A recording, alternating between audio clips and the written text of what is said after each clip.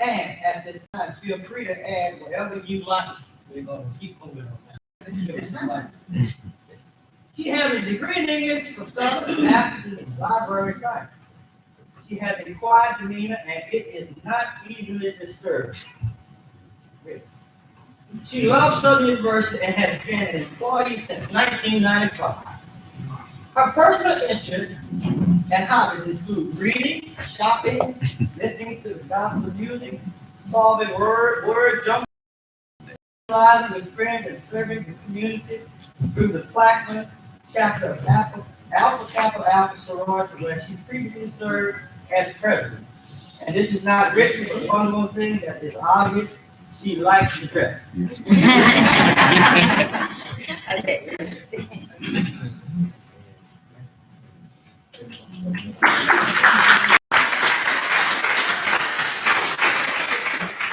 I'm going to use my coaching voice today and say, this is our final scheduled meeting of the year for the Board of Supervisors. And when I came aboard as chair, I wanted to emphasize above and beyond those people who go out of the way and don't ask for extra pay, because the university at the time did not have a lot of extra pay. So since that time, we have gotten extremely great participants and applications for this award. And upon the last visit today, I felt that the board's office should have that recognition. And they worked, and you never hear them complain. If you make a call, they call you back or they put you on track. So I think today is the day that we should have recognized these two people, because they've been awesome for the board. You must say, if you call the board office, you get an answer. And usually it's Michael, I call him Michael, or Maya. So again, please give them a round of applause.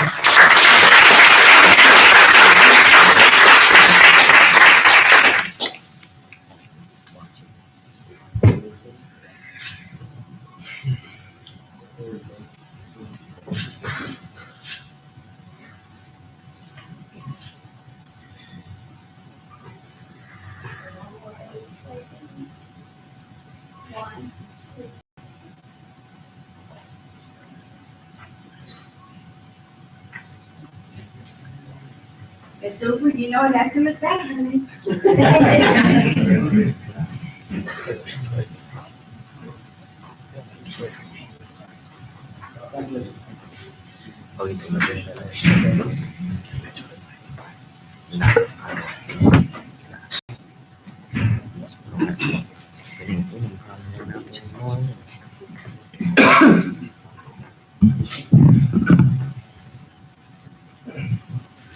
We have special presentations, and that presentation, I see it's listed, but we're going to go ahead forward with it, and that is from the, is Dr. Johnson in?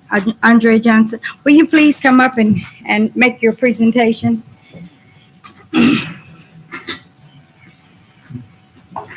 Good morning. Good morning. I got it.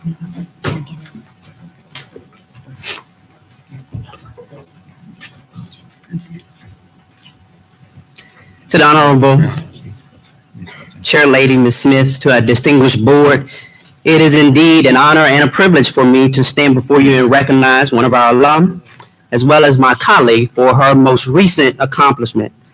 Dr. Dawn Milian-Parton was recently awarded the 2018 George Washington Carver Distinguished Service Award from her alma mater, Iowa State University. This award honors alumni of Iowa State who have demonstrated outstanding achievement, leadership, and contributions to our society. This award is well deserved because over 20 years, Dr. Dawn has devoted her life to serving the citizens of Louisiana. Her Small Farmers Agricultural Leadership Institute has trained numerous farmers, many of which are now serving on national boards.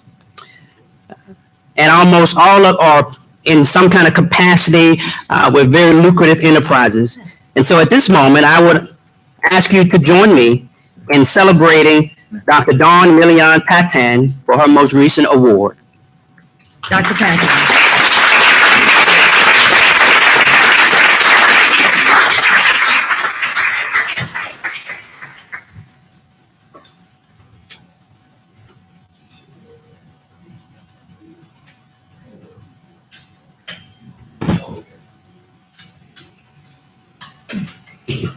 Dr. Patton, would you like to have words? Yes, please. Thank you does not seem adequate enough for the opportunity to serve the citizens of Louisiana. As Dr. Johnson mentioned, I've been an employee of Southern University for the last 23 years, and I can honestly say I love what I enjoy coming to work every day. I've served in various roles, assistant professor in the College of Education, and then with Cooperative Extension Program. Most importantly, this has been the most humbling experience of my life. I was in Iowa at Iowa State in 1994, 100 years after George Washington Carver graduated. Iowa State did a big celebration for him, and I was fortunate enough to serve on that committee to plan the celebration. I learned much more about him then. And what was most significant, I learned that when he was in school at Iowa State in the late 1800s, he stayed in the dairy barn. So when things got rough for me, I said, if George Washington Carver could come here and successfully complete his studies, having lived in the dairy barn, surely I can do the same thing. And I've shared that message with our students who've gone on to graduate school in different environments ever since. Again, I want to thank you all for this recognition, and I would like to thank you for the opportunity to serve. Thank you, and congratulations from Southern University's Board of Supervisors, and I'm sure Dr. Belton and his administration. Indeed. Okay. Now we will move to Dr. Whitfield. Will you take the podium, please? Good morning, Jaguar Nation. Good morning. I sound relieved. Got to wake up. Too much game last night.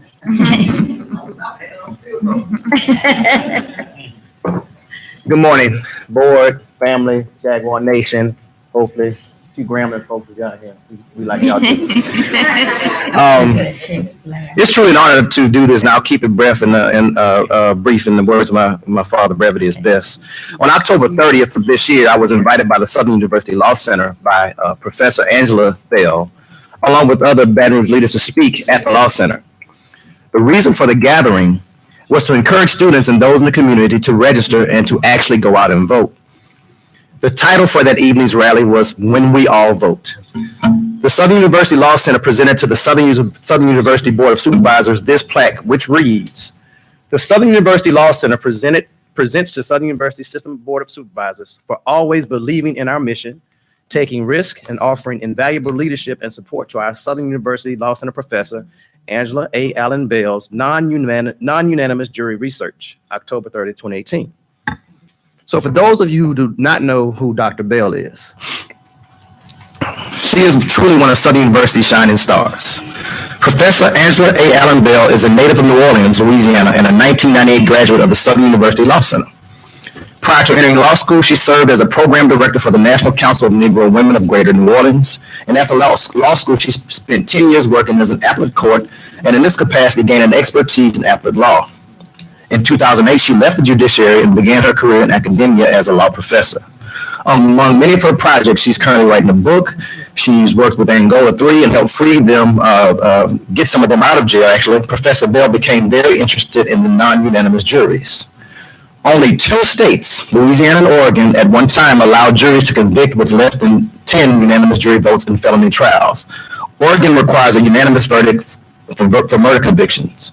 In our state, Louisiana, state with the highest incarceration rate in the world, a jury could find a defendant guilty of murder by a 10-2 vote.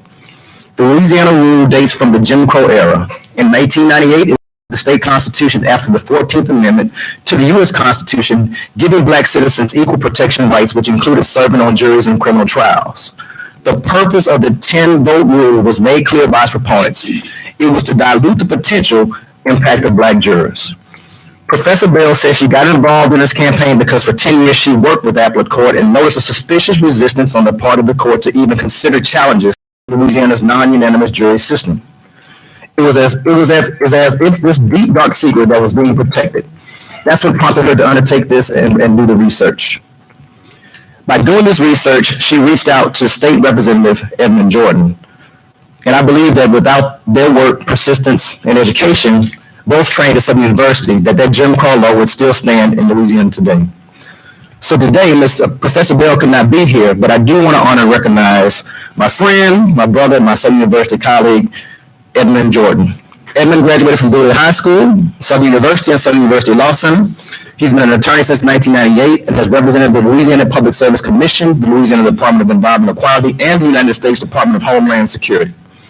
He is a graduate of the leadership programs offered by both West Baton Rouge, Iberville Chamber of Commerce, and the Council for a Better Louisiana. He is a member of the West Baton Rouge Chamber of Commerce, and he and his beautiful wife have two lovely children, Jalen and Jace. And guys, we always don't know what goes into it, but I like to tell folks, laws are like hot dogs. It's better not seeing them made. So at this moment, I'd like to bring State Representative Jordan to the mic.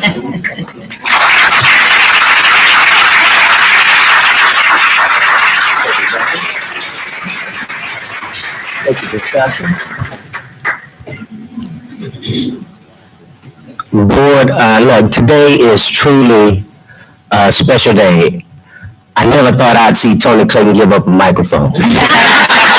But that being said, first of all, let me just, I always say whatever I do, I want to thank God, and when we have these opportunities, so I do want to do that and thank my wife, because without these things, I wouldn't even have, without her, I tell you, I wouldn't have the time to do some of the things that we're out here doing. But I'm truly humbled and honored by the recognition. I want to thank Dr. Whitfield and Chancellor Pierre and everyone else. And thank colleagues, because I have two colleagues here, Ken Bass and Denise Marcel, who played pivotal roles in this as well. Because I will tell you, this is something that was much greater than me. I played only a small role in my opinion. But I did speak to Dr. Bell and just give you just a brief history on it. I mean, all of us knew about this, but when I spoke to Dr. Bell and after reading her article that she published in the American Bar Association Journal, when we started talking about strategies and how we wanted to do this, it was truly, again, a humbling experience and a great undertaking. But I know brevity is best, so I will tell you this, and I'll bring it home. We were able to get this passed, but Southern University played a great role in this as well. Not only from the training of the lawyers that we have here, but also from the undergrad experience and the law school experience. Southern and HBCUs in general, we must never forget this. We not only educate students, but we give them a sense of belonging, we give them a sense of pride, and we build and instill perseverance in them. Because I can tell you there were a lot of people who didn't believe that this day would ever come. But it was the perseverance that we all had to do this. And I'm looking at my law school colleague, Mr. Rush, again, Tony, that not only that I know he's an alum of Southern, but also Buddha. I've been knowing him all my life. And Dr. Whitfield, I think we all share those qualities, because these gentlemen have done great things that I think probably are beyond their wildest imaginations. And I can tell you, 30 years ago when I was sitting in a biochemistry class with Dr. Whitfield, this is not something that I had in mind. I didn't think that we would do something or that I would be a part of something that's going to affect people for years to come and remove a stain that's been on Louisiana's history and books for over 100 years. So I do take great honor and pride in doing that. But I want to thank Southern University because it played a great role in helping us doing that. So again, thank you for the honor. I appreciate it. Again, I'm so humbled and blessed. Thank you. Thank you.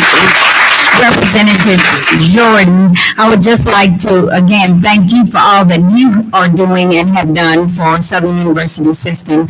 And we have other legislators here today, and I would like for you to either stand if you're already standing or stand if you are seated, because we want to say to you, we appreciate you. Legislators, state reps, senators,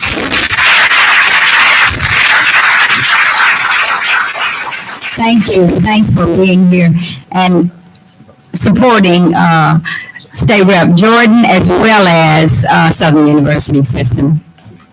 Madam Chair.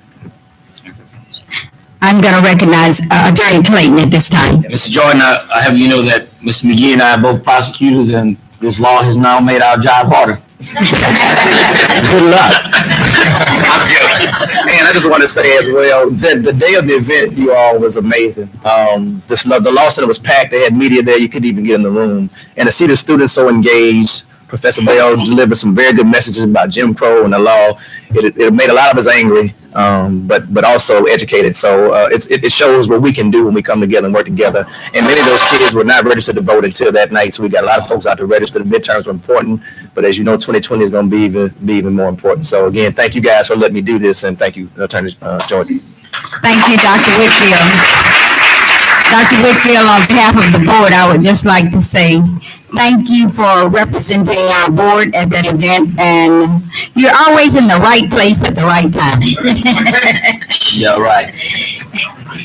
And at this time, we will move to Chancellor Pierre. Will you make your presentation? Yes, ma'am. Good morning to this honorable board. Morning. Good morning. A little over a year ago, a little less than a year ago, we lost Marquita Christie, who was a very special student at Southern University Law Center. She was the student representative to the American Bar Association. She was a student leader in all ways. And she was a very determined young lady who wanted to leave a mark on society. And she passed without warning before taking her final exams. But her family recognized the impact that she had, and they started working to develop a foundation and a scholarship in her honor. And this board was gracious enough to allow us to award her a degree posthumously last May, and I think the family really was touched by that. And they have come back to show their gratitude, but also to carry the work of Marquita Christie, her mother, sister.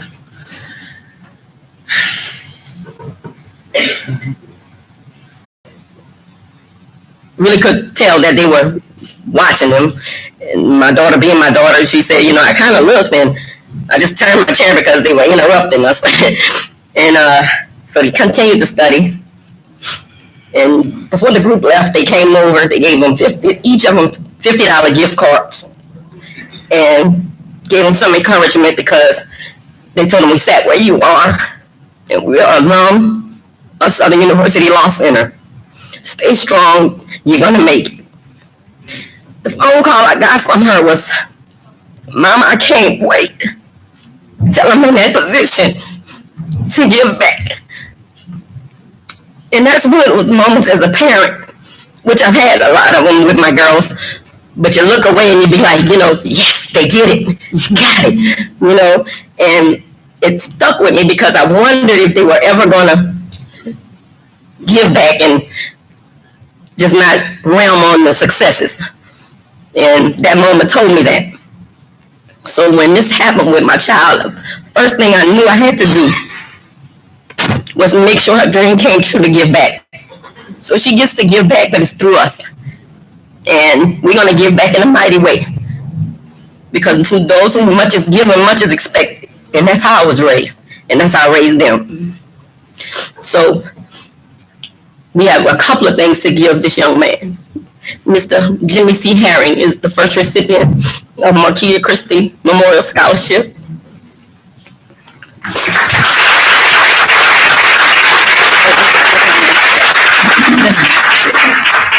we set this standard based on my daughter's achievements. She's been achieving since high school. She's been making her mark, starting Black History programs in all white schools where nobody would monitor. She's won elections and student government where they call for re-elections and recounts in high school. But like